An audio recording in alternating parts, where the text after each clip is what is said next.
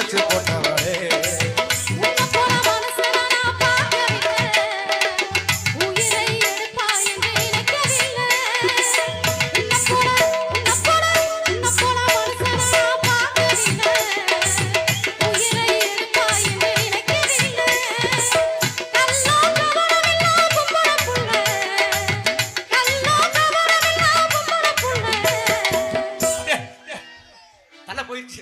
என்ன என்ன என்ன வார்த்தை சொன்னீங்க?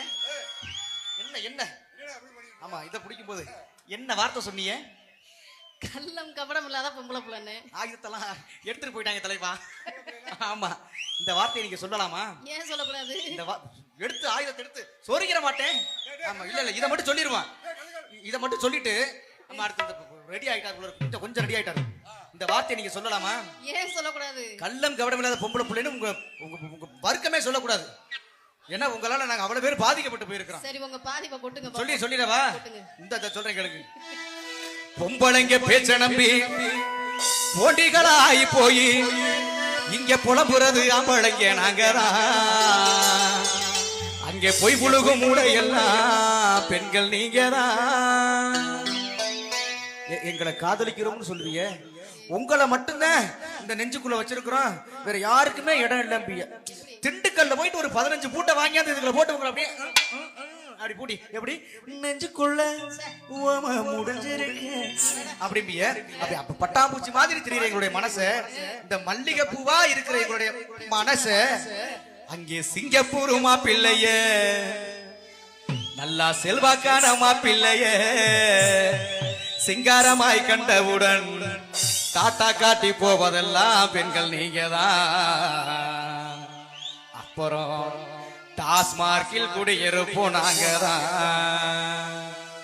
உங்களால மூடுகட்டு அலையுறோமே ரோட்டில, நீங்கள் எல்லாம் பாண்டியன் ஸ்டோர்ஸ் பாக்குறீங்க வீட்டுல, பாக்கியலட்சுமி பாக்குறீங்க வீட்டுல, பிக் பாஸ் பாக்குறீங்க வீட்டுல. இதை விட ஒரு பெரிய பாதிப்பை சொல்லிடவா? என் தம்பி அஜித்தோட பாதிப்பை சொல்லிடவா? மரணம் என்னும் தூது வந்தது, மரணம் என்னும் தூது வந்தது, அது மங்கை என்னும் வடிவு வந்தது.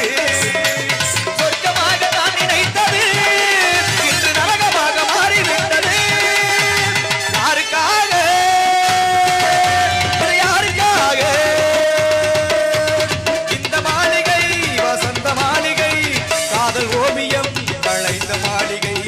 யாருக்காக